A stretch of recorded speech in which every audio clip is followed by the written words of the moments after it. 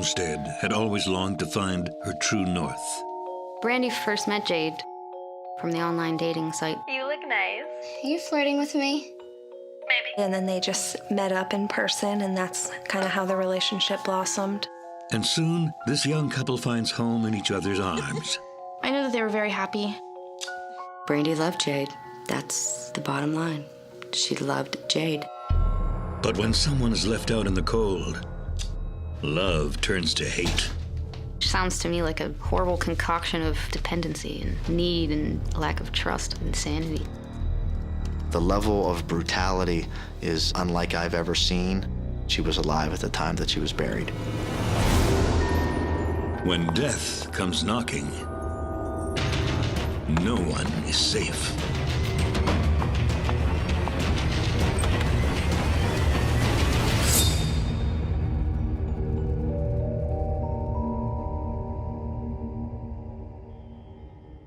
The quiet hills of Cochranton, Pennsylvania, are hiding a grisly secret. It was a very rural area, very heavily wooded area out in the hills of Cochranton. Basically, a difficult area, I would think, to search effectively. There was a helicopter, they had cadaver dogs, they were searching. There was a lot of police out there. The troopers look down in a field and they see what they think are automobile tracks heading into the woods. So they decide to go and check it out. Some of the troopers smelled it, that smell of decay in the air.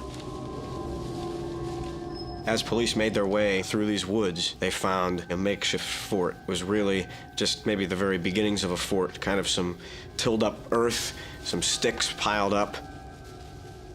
They noticed that the ground in the middle of the fort is disturbed and is not of the same consistency of the dirt around the fort. It was a little looser than it should have been. At that point in time, its trooper gets a stick and starts poking. It appears that somebody had dug a hole and filled it in. They contact the Crawford County coroner, and they get some lights up because it's starting to get dark. And they begin to unearth the area.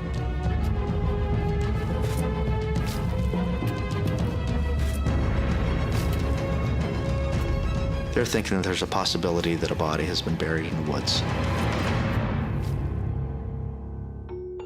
2 years earlier, in nearby Boardman, Ohio, residents are enjoying a decidedly more relaxed pace.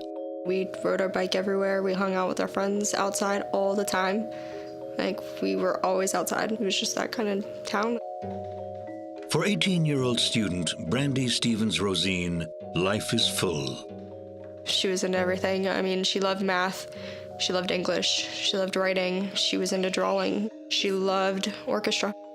You've been making a bit of trouble lately, and I just want to tell you that I know it's hard being a double bass sometimes. She was constantly playing music, making funny jokes. She was always joking around. Loved the music, so she could joke around with the music. She always laughed when she played music.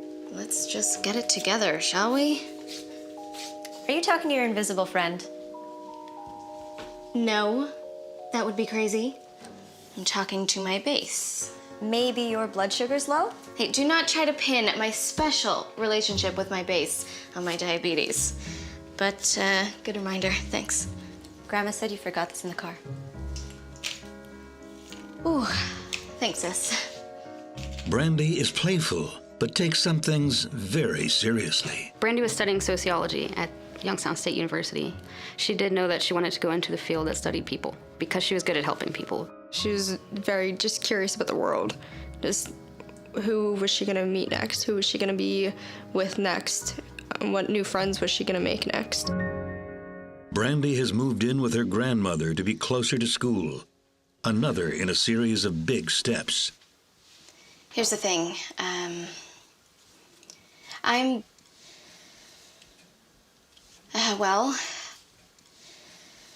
gay.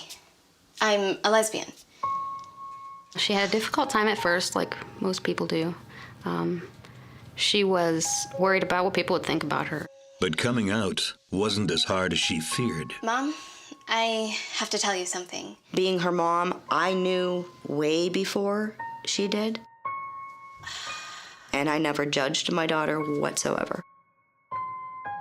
Many of her friends had no issue with that.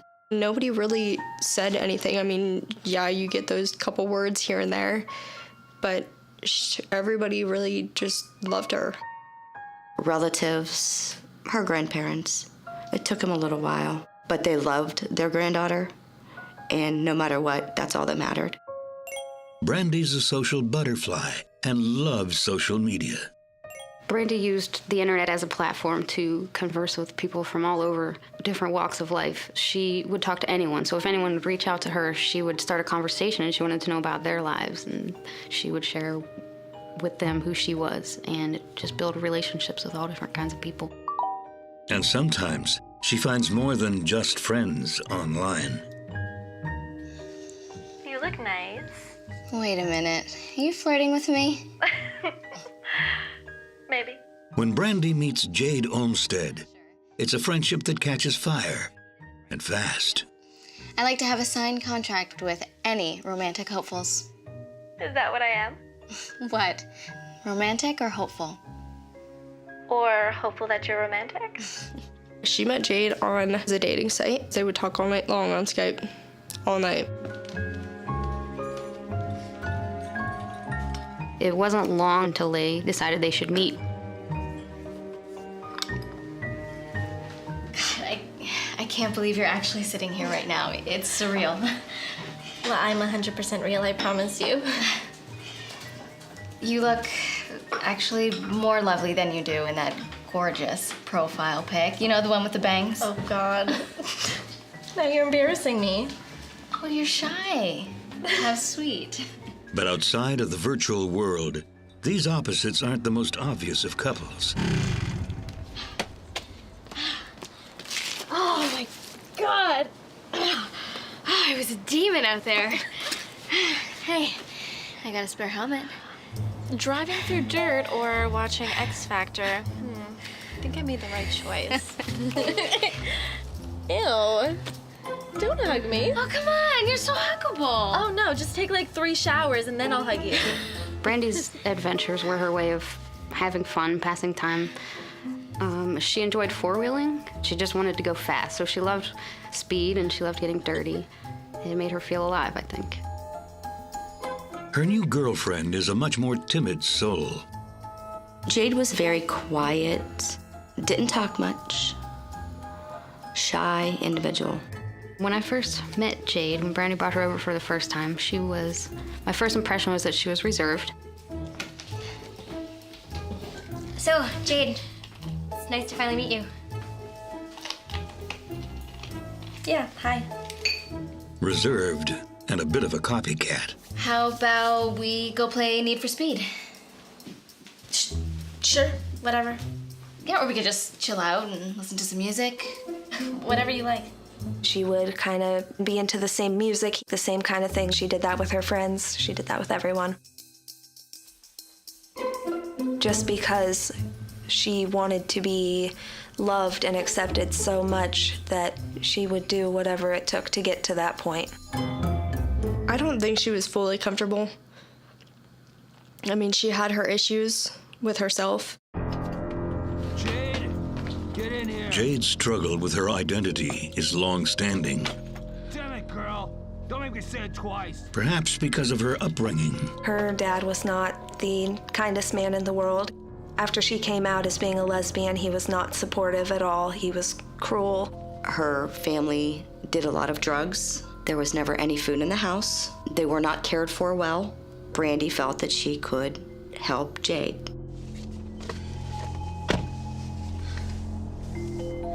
Just get me to the bus station. Come on, let's go. Jade had told Brandy it was a bad situation where she was staying, so Brandy'd say, well, you could stay with me. And that one night turned into 2 and 3, and then she was living there. I enjoyed hanging out with her and my sister together. I mean, we would play card games together. We would hang out. I thought she was fun. And that, my friends, is what you call a flush. Yeah, that'd be great if we weren't playing Go Fish. Brandy's house, Brandy's rules. Oh. I'll always protect you. I'll always love you. Jade was ecstatic, and, you know, it was a new relationship. She was excited and happy. Brandy loved Jade. That's the bottom line. She loved Jade. She was in love with Jade, and she would do anything for her. But once they're in close quarters, the romance isn't so rosy. Jade started getting anxious. Jade wasn't working at the time. Brandy was going to school. Brandy was working nights at the time at Target. How was your day? Fine. That was very hard for Jade because Brandy was never there. And Jade didn't have a car. Jade didn't have any places to go. Didn't have a job, didn't go to school.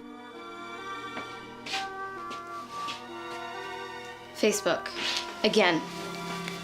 Please, you post wherever you go, every single thing you do. Facebook, Foursquare, Instagram, every single thing. So why is it bad for me?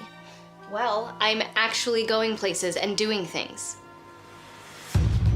The situation that I know is that Jade was just feeling restricted and that she felt like she was stuck. Bye! Have a great day! Jade left when Brandy was gone. She stole her iPod and $300 cash. She had nothing. She needed money to get wherever she needed.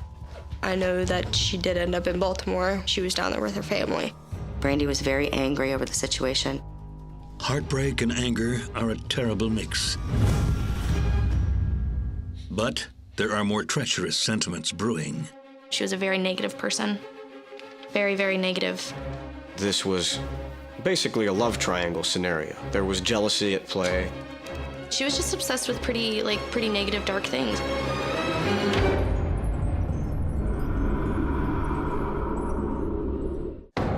I'll always love you. After an intense romance, Jade Olmsted leaves Brandy Stevens-Rosine behind and takes Brandy's cash and her iPod with her. She wasn't talking to her right after. They had like a fallout after that. I mean, they weren't speaking for a while. Brandy was hurt really bad. She was really upset. It's for the best. But it sure doesn't feel that way. You of all people. You'll meet a million more Jades. But even months later, after the girls have resumed their friendship, Brandy just can't move on. She loved her more than anything. She just wanted her to come back. And in spring 2012, her wish is granted.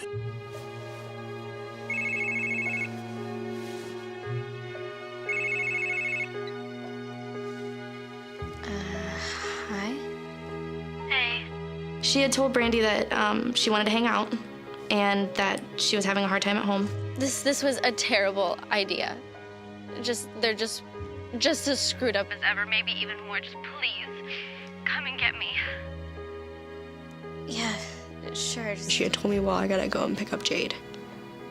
And I had asked her, I'm like, why? Like, why do you have to go and get this girl? Because I do. I have to be there for her. Why? Like, what did she do to you? All the things that she had put you through and, everything that had happened, and you're just gonna push that aside and go and find her for what? To do it all again? And still, she said, I need to go. She needs a way to get back here. You're literally a lifesaver. I know. So Brandy went and picked her up because that's Brandy. But the reunion isn't the romantic one that Brandy longed for.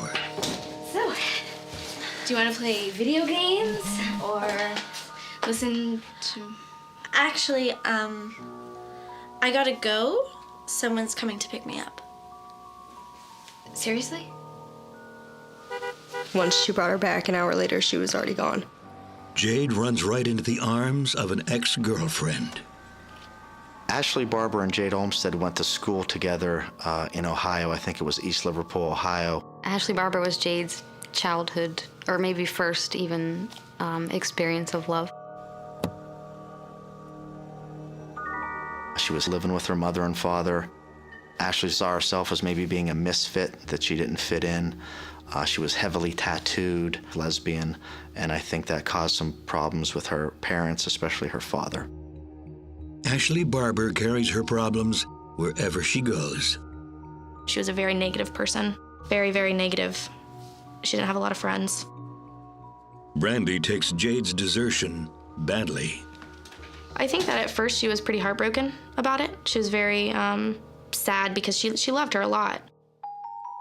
In fact, Brandy can't stay away from Jade. Brandy kept a friendship with Jade while she was still with Ashley, and I know that she would go out and pick Jade up and they would drive around and hang out. At least a couple times while she was with Barber. So she was moving on. She seemed like she was pretty happy, and Jade would get a hold of her every once in a while when Ashley didn't do something that she wanted her to do, like buy her something, and Brandy would buy it for her and send her money. Wow, Brandy. You spoil me. It's just really nice to see you. I think at the center of the cycle is Jade, and here's Jade in a relationship with Ashley. With Brandy, who she knows she has in her pocket, will do whatever she wants whenever she wants. And that's why she held on to Brandy. Much to Jade's new girlfriend's dismay. I imagine she lied to Ashley a lot. Where'd you get the money? And that's what got Ashley even more and more upset. Brandy, right? Why the hell are you still talking to her? Look, it's complicated. No, it's not. Ashley's jealousy is out of control. She had found out that they were in contact, and Barbara was really upset about it, so she started contacting everybody. I've seen Barbara's comments on Brandy's posts and on social media. Vulgar language, calling Brandy useless and worthless and violent. Ashley would just hurl the bizarre insults, and it was ugly. One time, Ashley messaged me directly and told me that I shouldn't be friends with Brandy and that Brandy's manipulative and that she has everybody fooled. She had said, I hope I get the chance to kill her before her diabetes does.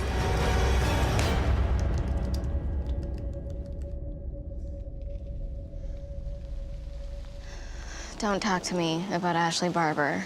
I don't want to know. That's some crazy stuff she's writing. Just gotta rise above, I guess. Brandy just said not to listen to them and that they were crazy and dramatic and to just let it go. While Brandy is prepared to let it go, Ashley isn't. They were both very controlling people. They were both very negative people. She replied and said, "Be careful that the neighbors don't take very well to gay people." It took everything I had to get in that car after talking with them. I did not want to leave.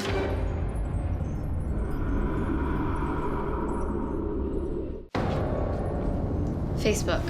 Again. Brandy Stevens Rosine has been dumped by Jade Olmsted. Even worse, Jade's thuggish new girlfriend, Ashley, has been trashing Brandy on social media. Brandy shrugs it off. She didn't really hold on to grudges. She didn't get too upset very often. She wasn't an angry person in any way. Just kind of go with the flow and happy. Hi. Brandy. After a while, it seemed like she was doing fine without her. She was dating. Thanks. 16 months after the breakup, Brandy is almost her old self again, ready for anything. Sure. Why not? I could use an adventure. Sorry, Gran, I got a jet. She told my mom that it was her best friend, Rhiannon, and she was going over to her house.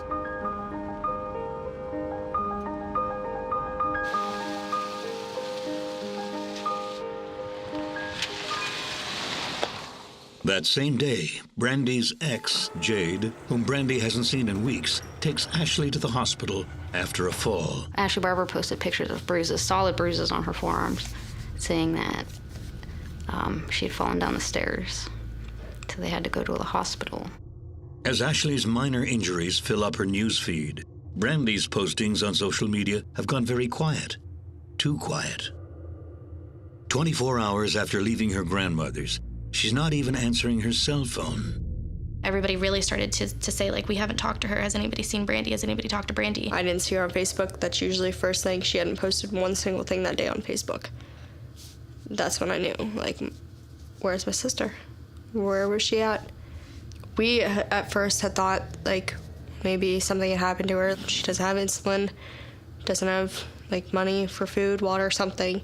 If she doesn't keep track on what her sugar is, it could go low. We thought that she could be just in a ditch somewhere, thinking that she passed out.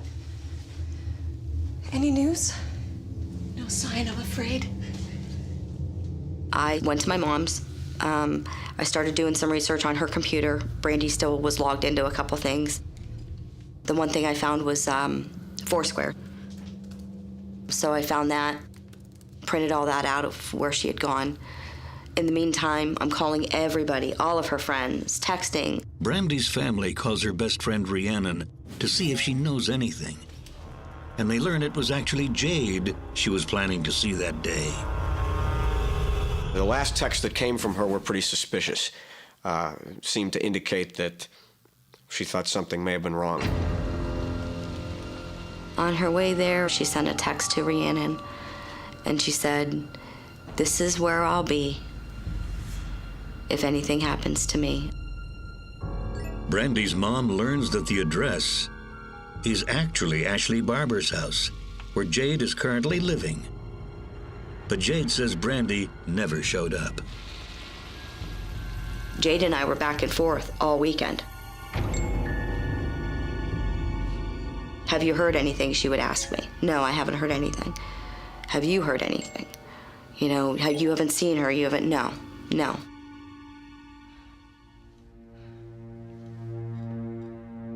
So Saturday morning, we filed her as missing. They upped it to medical missing persons because of the insulin. Well, it's not an urgent situation usually for the police because adults have the freedom to get up and move. Brandy's friend Christy decides to go on the hunt herself, going to the last place they knew Brandy was headed, to see Jade at Ashley's parents' house. I was going with the hopes that I would see Brandy's car on the side of the freeway. Maybe she had parked and stumbled to someone's house and asked for help. I told her, "I'm coming out to your neck of the woods."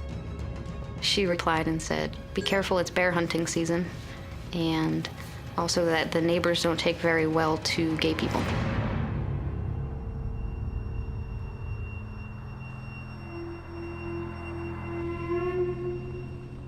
The feeling that I got on the road to the Barber residence was just spooky, like my stomach dropped out, and it hasn't been the same since. I lost my GPS signal. I just felt disconnected, so I turned around and came home with more questions than answers. With no news from the police, Brandy's family and friends step up the search. Christy Horvat created flyers, and she just started throwing them everywhere. We were throwing them on social media, we were posting them everywhere. Hi, my name is Ariel, and I'm making this video because one of my oldest friends, Brandy Rosine, is missing. She hasn't been seen or heard from since May 17th, 2012. She left Beaver Township in Ohio on Thursday, saying she was headed for the Erie area. We're also concerned because this is completely unlike Brandy, and it's out of her character to just run away and leave without telling anyone. After Brandy's been missing 5 days, her mother gets a call on Tuesday morning from the police. The police at this point had told Carrie that Brandy's cell phone pinged a tower in Meadville, which is about 15 minutes away from Cochranton. So we decided to go up there. I was up and down, they had some hilly areas. I was running house to house. I checked at the hospital. We were checking everywhere. As the trail goes cold, Carrie decides to pay Jade and Ashley a visit in person. Carrie said, "Hey, you had that address, can you take me there?" When we came to the Barber's residence, the father was sitting on the stoop, and Jade and Ashley Barber were coming from around the left side of the house to the front yard. Hey, Jade. Came out here the other day, but my GPS failed. Took me to some field somewhere. Couldn't figure out where you were. Where's my daughter? She said she was coming here. Look, she never showed up. But you must know something. Listen, lady, you need to calm down. And I'm like, I'm just trying to find my daughter. You have to understand. She has been missing for 5 days. She said she was gonna come to see you, and now all of a sudden, she's missing. It just doesn't make any sense. Maybe she went to the same field you did. And then at this point, Ashley Barber's dad got involved, and he said, well, if you put my address in a GPS, it brings you over somewhere else. A lot of things going through my head. I could imagining the worst. Imagining that she just wanted to be alone, maybe, and is in the house and is hiding. That was far-fetched for Brandy, but, maybe she just needed some space. I really didn't know. As they wind down their search for the day, a phone call will make them do a 180. She said it was Jade, and I said, no, this isn't Jade. So something is wrong. They see a pair of tennis shoes, and on the pair of tennis shoes, it looks to be blood.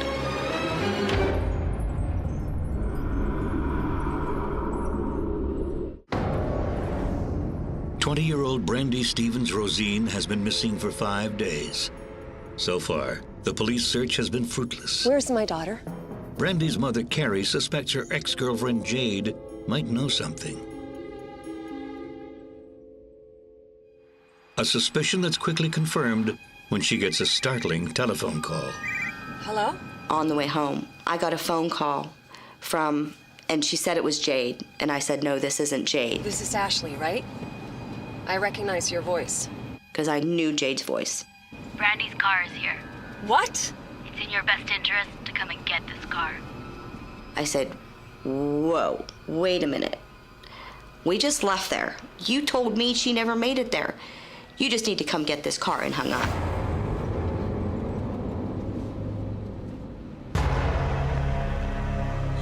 Ashley's mother immediately calls the police.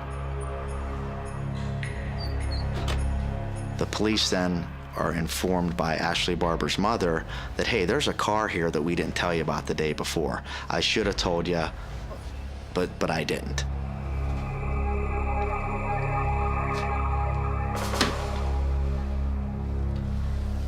They then do a registration check of the vehicle and find out that it's in fact Brandy Stevens' motor vehicle.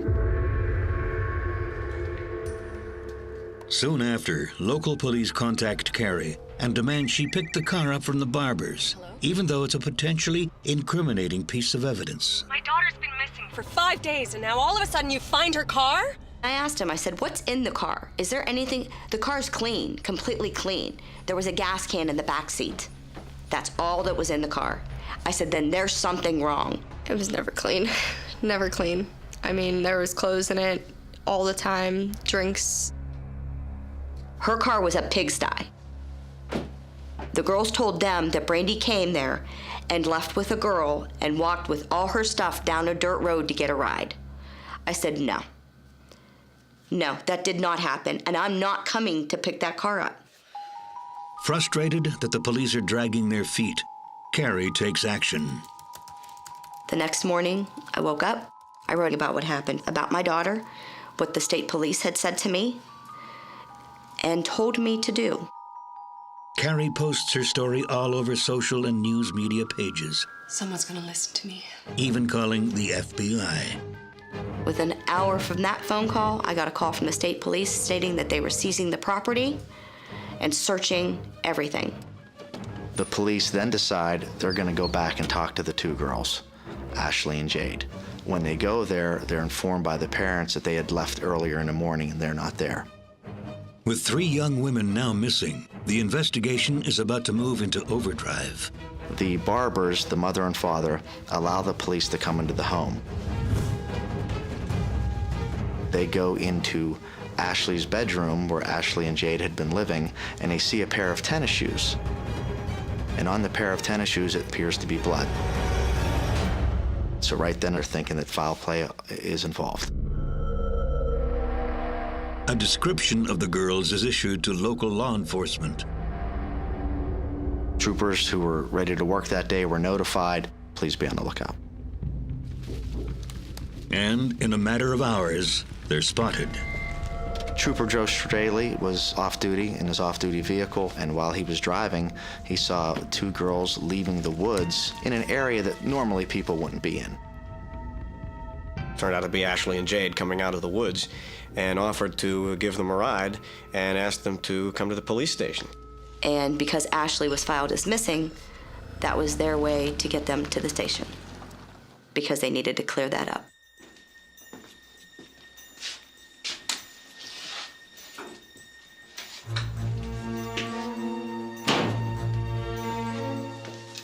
Look, I told you, I don't know anything. I can't help you, I'm sorry. Actually, Brandy did come to Ashley's house for a bit. She only stayed for a few minutes. She said she was going to meet a friend called Jamie. They contacted Brandy, asked her to come to Cochranton. She did come to Cochranton. She only stayed for a few minutes. Jamie's picking me up. So is it okay if I just leave my car here for a few days? Sure, why not? Wow, I am just gross. I might just clean it out a little first. And she said that they agreed and that Brandy seemed very happy and excited to be meeting her friend. Now all of a sudden Brandy made it there, but she took all of her stuff and walked down a dirt road to meet a friend who was picking her up. There was something that they were hiding. They were hiding something. Police are considering the girl's story when Ashley makes an unusual request. I have a lot to tell you, but I'm not saying anything until I get to see Jade. She said, I want to see her eyes. So that's when they decided they'd put them in a room together.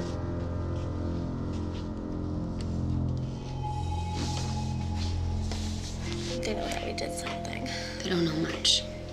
We're listening to the whole thing. And they don't make any confessions or anything like that, but you can tell that they're scared. They're talking about going to prison for 20 years, making statements like that. And they knew that they were being recorded, and there's a big sign that tells them that. As the girls whisper, officers at the Barber home notice tracks heading down the road where Brandy was last seen. Some of the troopers smell decay in the air, and so they're starting to think that, hey, maybe there's a body buried around here, and that's when the troopers who see the tire tracks go into the woods.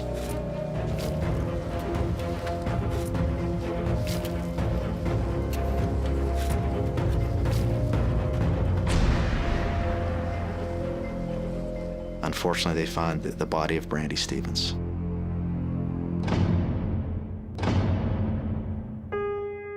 Beaver Township Police came to my parents' house, and my parents came to my door at 2 a.m. And that's how I found out.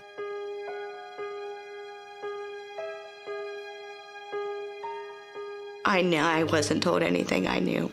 As soon as my mom was there, I knew she was gone, and I knew they found her.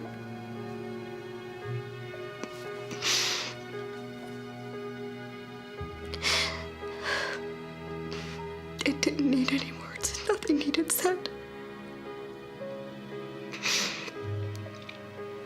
I knew in my heart.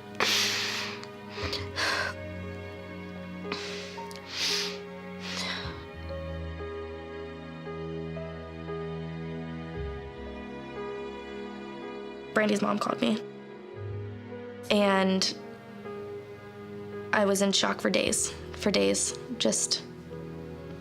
I immediately drove back up, because I was in Columbus at the time.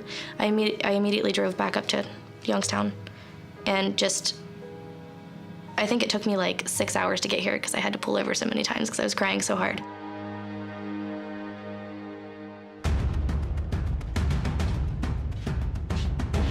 This is not a missing person case anymore, girls. This is a murder investigation. It wasn't us. It was my dad. My dad killed her. Me and her are happily making out. And I mean really making out, when there's a knock at the door. What's wrong with you? I know what's wrong. You're sick and disgusting. All of you. Have the girls been protecting Ashley's father all along?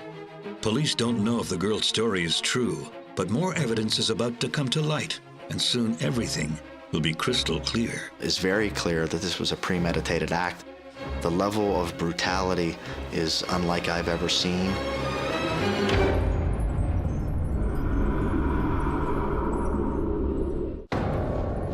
After police unearth the body of Brandy Stevens-Rosine, Ashley Barber pins the brutal murder on her father.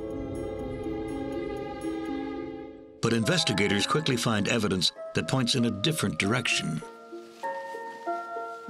When the girls were found coming out of the woods, they both had book bags that kids commonly carry. Inside the bags, they find journals, and what they contain is horrifying. In Ashley Barber's journal, it was discovered that she wrote on May 21st, 2012, that it actually felt good to claim her actions, and that she'd never felt so alive, never, and that I just want to do it again and again. Why lie? I'm addicted. But it's not just Ashley who writes about what happened that day. The girl Brandy loved also has plenty to say. Jade explains that she told herself that she wasn't going to write about it because it is too much evidence, but the temptation not to get it out is just too much.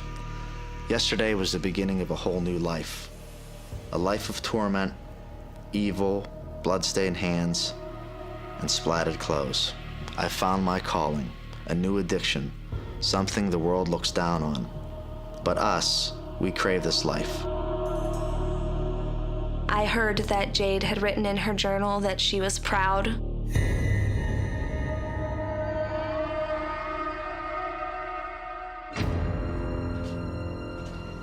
Enough with the conjugal time. Get her out of here. And at that time, Jade Olmsted finally confesses to what they did. I've read the journals. You want to tell me what actually happened? Well, you already know, don't you? When Ashley Barber finally confessed, Well, yeah, that's it. We killed her. Both of us. she was very cold, she was very matter-of-fact when she explained how she had killed this girl.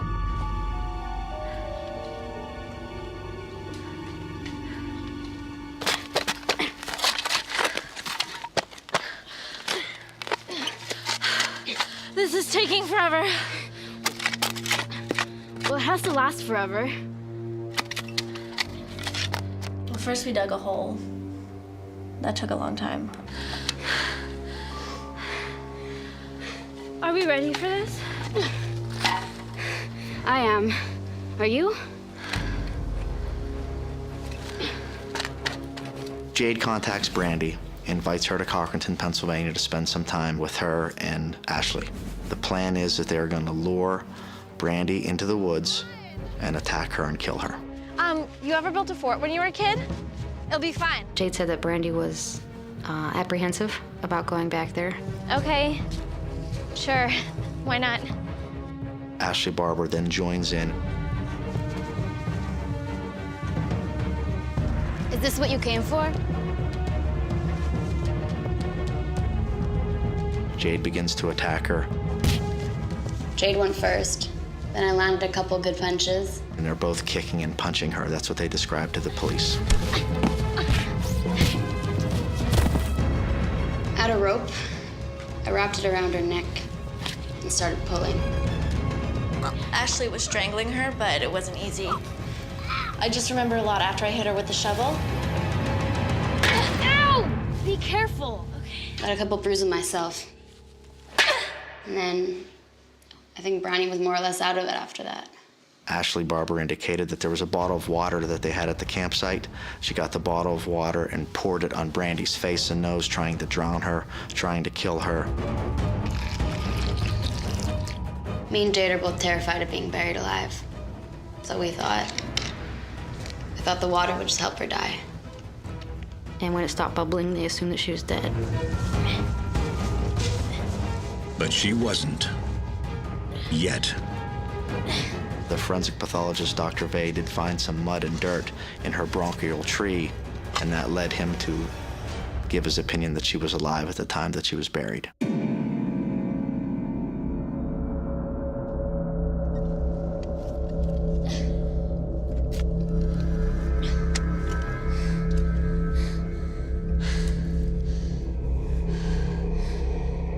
We gotta burn her stuff. I know. But can't we just ride the high of this for a few minutes?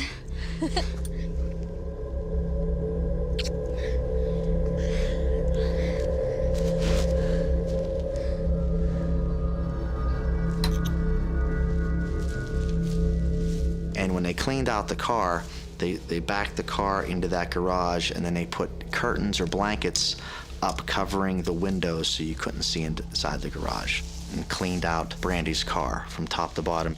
They didn't want to have there to be fingerprints in it, and so they cleaned it out and got rid of a lot of her stuff. They decided to go burn her belongings and hide all the evidence. But the girls haven't emerged unscathed. You're all bruised up, baby. How are we gonna explain this? Ashley was bruised because she was getting hit by the shovel too. Jade wasn't trying to hit her with the shovel, but she inadvertently hit her with the shovel because of the position of the bodies. She needed to come up with a plan to explain these injuries to her parents. Are you sure? Said yes, just do it.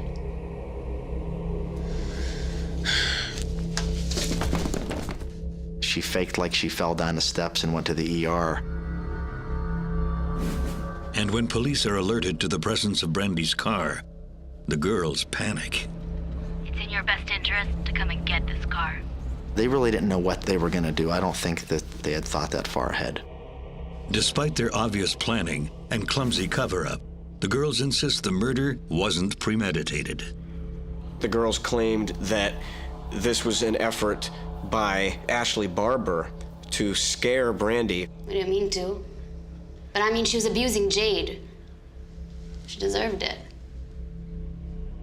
Jade had made the claim in one of the interviews with the police that Brandy was abusive to her during the relationship. There's absolutely no evidence of that. She made that claim. There's no police reports. There's no other witnesses who ever corroborated that, and in fact, I don't believe it. With the damning journals and the girls' confessions, the case is soon closed. They ended up pleading guilty both to murder in the first degree.